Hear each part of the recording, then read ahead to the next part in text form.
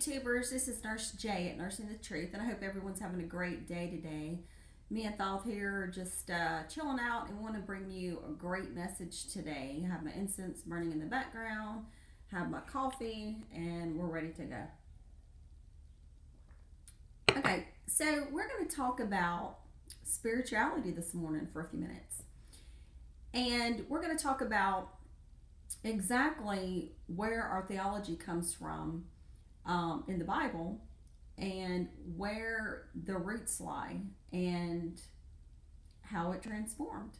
So I have this book here called Egyptian Religion by E. Wallace Budge and the Egyptian Ideas of the Future Life. So as we're going to recap right quick, Egyptians had been worshiping Amun-Ra from the very beginning until Akhenaten came and said to worship the Aten. And then after he was ousted and exiled as your biblical Moses, Amun-Ra worship came back. And they had been doing that until all these other countries had started coming in and invading, and especially when Greek came and took over and made Serapis the official god and all that. And we'll have a video on that. And then Rome came in and conquered Greece, and then Rome tried to get all of their religious writings and all. And I've been to Egypt. I've seen the temples. I've seen where they've carved things in, and they've plastered, and they've painted over some things. So, they're just trying to hide some things. Now, when they went over there, they really didn't fully understand what the Egyptians were saying, because this was a lot in their mystery schools, their teachings, and you had to go through 40 years of initiatory before you can become a master, per se. So let's dig into this right quick. Now, the Egyptians knew full well what was going on with the spirituality and the mortal body, okay? And they say that even in the 4th dynasty, the Egyptians formulated certain theories about component parts of their body. And Budge said, and we must consider these briefly before we can describe the form in which the dead were believed to rise. He says the physical body of a man was called Kahat, which is spelled Khat, a word which indicates something in which decay is inherent. It was this which was buried in the tomb after mummification, and its preservation from destruction of every kind was the object of all amulets, magical ceremonies, prayers, formulas from the earliest to the latest times. He said the god Osiris even possessed such a body, and its various members were preserved as relics in several shrines in Egypt. Attached to the body in some remarkable way was the Ka, or double of a man. It may be defined as an abstract individuality or personality which was endowed with all his characteristic attributes, and it possessed an absolutely independent existence. Okay, so let's stop and think about this for just a second. Okay, so we have a Ka, we have a double. It's like a double man. Okay, we have the matter, and then we have another man inside of that. That's basically what they're saying. But it was totally separate. It had all the attributes and the characteristics of what the outside was, but it also had it in the inside. And it had its own existence. It was free to move from place to place upon earth at will, and it could enter heaven and converse with the gods. Okay, so I guess that means maybe when we astral project, when we dream, when we go to sleep. But because we're in such dense matter and 3rd density, we're not as light as we used to be. We've lost a lot of things. We've lost a lot of senses. The Egyptians even say that we had 365 senses, and now we only have 5. so we could teleport, telepath at will. And this is what they knew. And this is from 4, 5, 6,000 years ago. They were telling this. The offerings made in the tombs at all periods were intended for the nourishment of the Ka, and it was supposed to be able to eat and drink and enjoy the incense. The soul, oh, hang on, let me get to this part. In the earliest times, a certain portion of the tomb was set apart for the use of the Ka, and religious organization of the period ordered that a class of priests should perform ceremonies and recite prayers at stated seasons for the benefit of the Ka in the Ka chapel. These men were known as Ka priests. In the period when the pyramids were built, it was firmly believed that the deceased in some form was able to be purified and to sit down and to eat bread with it unceasingly and forever. And the Ka, who was not supplied with a sufficient amount of food in the shape of offerings of breads, cakes, and flowers and ale, was in serious danger of starvation. The soul was called the Ba, and the ideas which the Egyptians held concerning it are somewhat difficult to reconcile. The meaning of the word seems to be something like sublime, noble, mighty. The Ba dwelt in the Ka and seems to have had the power of becoming corporal or incorporeal at will. It had both substance and form and is frequently depicted on the papyri and monuments as a human-headed hawk. In nature and substance, it is stated to be ethereal. It had the power to leave the tomb and to pass up into heaven, where it was believed to enjoy an eternal existence in the state of glory. It could, however, and did, revisit the body in the tomb, and from certain texts it seems that it could reanimate it and hold conversations with it. Like the art, it was, in some respects, the seat of life in man. The souls of the blessed dead dwelt in heaven with the gods, and they partook all of the celestial enjoyments forever. The spiritual intelligence or spirit of a man was called the Khu, K-H-U, and it seems to have taken form as a shiny, luminous, intangible shape of a body. The Khu formed a class of celestial beings who lived with the gods, but their functions are not clear. The Khu, like the Ka, could be imprisoned in the tomb, and to obviate this catastrophe, special formula were composed and duly recited. Besides the Khu, another very important of a man's entity went into heaven, namely his Sekhem, S-E-K-H-E-M. The word literally means to have the mastery over something, and is used in the earlier text that which enables one to have the mastery over something, i.e. power. The Sekhem of a man was apparently his vital force or strength personified, and the Egyptians believed that it could and did, under certain conditions, follow him that possessed it upon earth and heaven. Another part of the man was called the Khabit, K-H-A-I-B-I-T, or shadow, which is frequently mentioned in connections with the soul, and in the late time was always thought to be near it.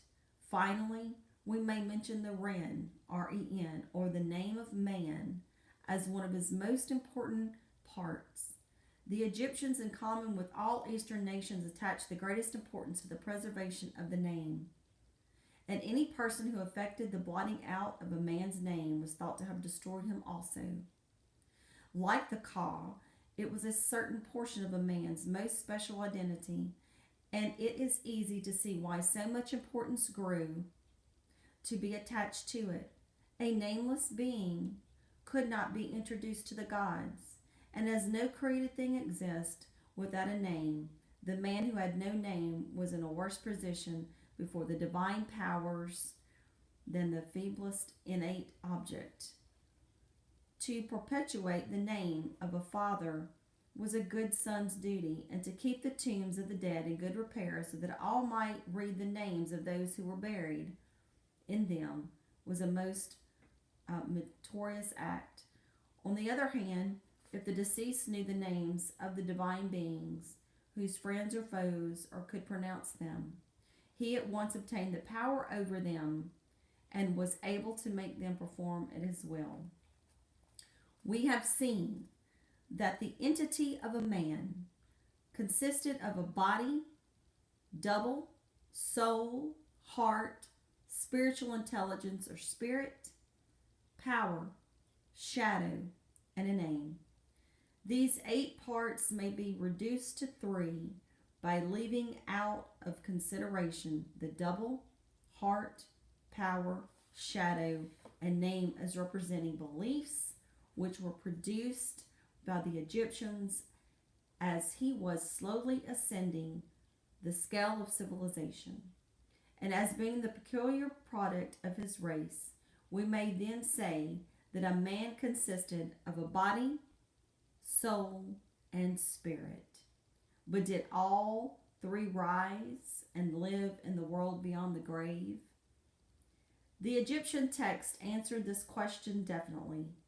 The soul and the spirit of the righteous passed from the body and lived with the beautified gods in heaven.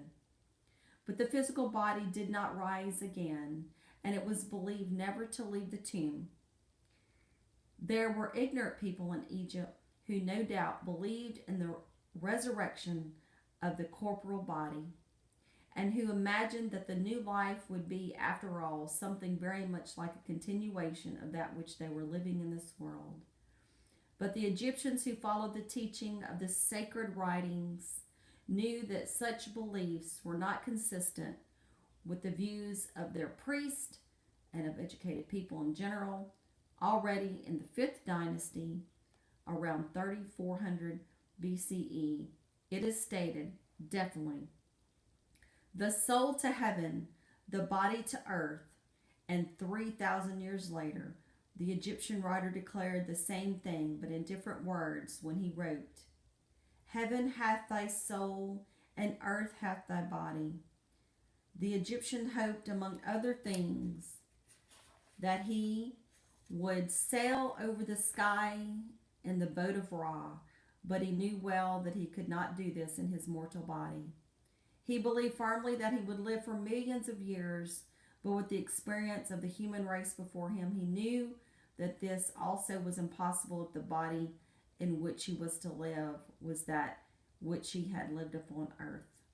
At first he thought that his physical body might, after the manner of the sun, be renewed daily, and that his new life would resemble that of emblem of the sun god Ra, which he sought to identify himself. It may be that they thought its preservation necessary for the welfare of the Ka or the double, and for the development of a new body from it. Also, the continued custom may have been the result of intense conservation. But whatever the reasons, the Egyptians never ceased to take every possible precaution to preserve the dead body intact, and he sought for help in his trouble from another source. So, you see, guys, the Egyptians already knew about the soul, body, and spirit. They knew that a purchase living righteously and had morals and loved nature and did the right thing, and they lived by laws. They were very civilized people. And they're telling you that you do have a spirit. And they're telling you that it was very important to do the right things. They had the negative confessions of Ma'at. Okay? They already had laws. They already had religious rights. So as you can see, the Romans came in, attacked the Greeks, attacked the Egyptians, and took all their holy writings.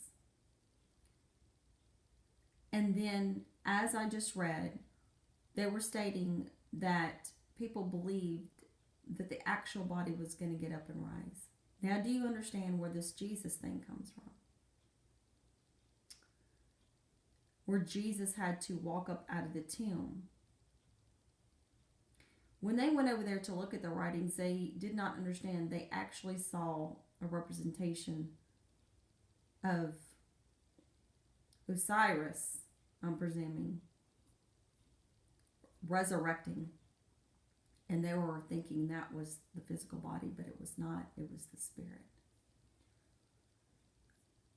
So we've been bamboozled. Nobody gets up out of a tomb when they die. The Egyptians knew that the spirit, the Ka, the Ba, leaves. So we know now. It's very important to have your name, your identity, the soul and the spirit. And in the books, it does say in the Bible about blotting out the name from the book of life. See, they got that too. But they just put a little twist into it to scare you. Everything comes from the Egyptians. Thoth is the god of wisdom, knowledge, and truth. And he was married to Ma'at, the lady of truth and justice, the Libra on your scales, the lady that is in front of your justice system, that weighs your heart up against the feather.